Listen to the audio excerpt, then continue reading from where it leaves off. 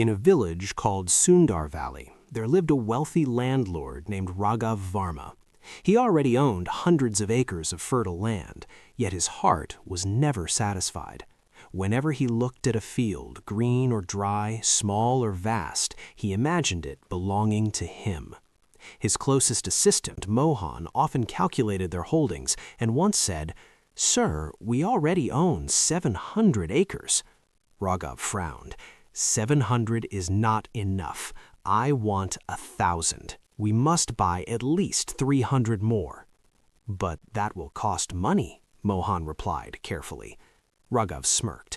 Land doesn't come for free, Mohan. We simply wait for people who are desperate. Then they sell it cheap. Soon enough, a struggling farmer named Hari came to him. Hari's daughter was about to be married, and he needed money urgently. Please, Hari said humbly, take my 2 acres and give me 500 rupees. Raghav pretended to think. You have 2 daughters, don't you? If you sell land for one wedding, what will you do for the second? Hari lowered his head. I'll give you 1,100 for both acres, Raghav said, but only if you sell them completely. No loans, no interest. Hari had no choice. With tears in his eyes, he agreed. Raghav's assistant later whispered, Sir, he came asking for help, and you took everything. Raghav shrugged. A father with unmarried daughters does not bargain. He only thinks of their future. Not long after, Raghav began secretly moving the boundary fence of his neighbor Gopal's land little by little, stealing inches each day. But Gopal was clever. He marked a hidden stone near the fence to check if it moved. When he noticed the fence had crossed the mark, he confronted Raghav angrily. You are greedy beyond measure, Gopal said. Prove it, Raghav shot back.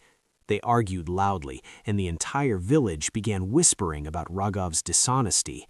Even his own son, Arjun, confronted him. Father, why are you doing this? Respect does not come from land. People fear you. They don't admire you. Raghav replied, When you grow older, you will understand. More land means more power. Meanwhile, Hari, the farmer who sold his land, moved far away to a distant region called Devgar.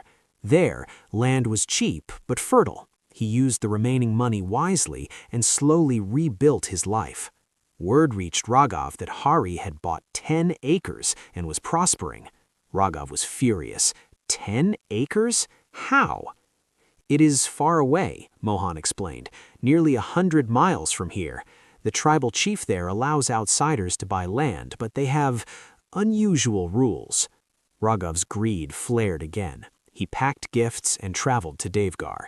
The village chief, an elderly yet wise man named Bhairav, welcomed him politely. Beside him stood his intelligent granddaughter Mira and a traveling monk named Swami Anand, who happened to be visiting the village.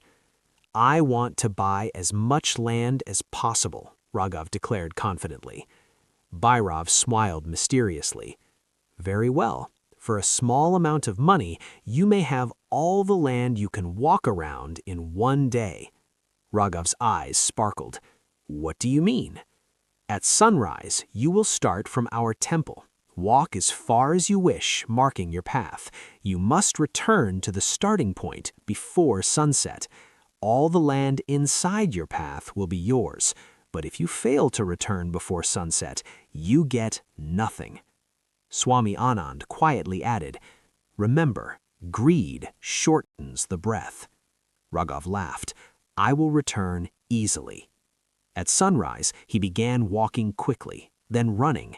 At first, he paced himself, but soon he thought, if I go farther, I'll own more. He crossed grassy plains, then rocky hills. A shepherd offered him water. The sun is harsh today. Rest a while.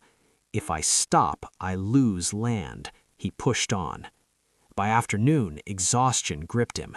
Still, he kept running, calculating acres in his mind. The sun slowly began to descend. Panic set in. He realized he had gone too far and had a long distance back. He ran desperately, his throat dry, legs trembling. In the distance, he saw the temple. Villagers gathered, watching silently. Swami Anand stood calmly beside Bhairav and Mira. "Just a little more," he gasped.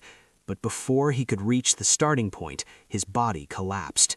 His heart, strained by greed and exhaustion, gave up. The villagers rushed to him, but it was too late. Bhairav looked at the silent crowd and said gently, "He wanted thousands of acres. In the end, he needed only 6 feet of land."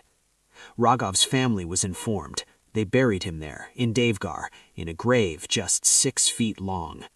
Hari, who had come to watch the event quietly from a distance, shook his head.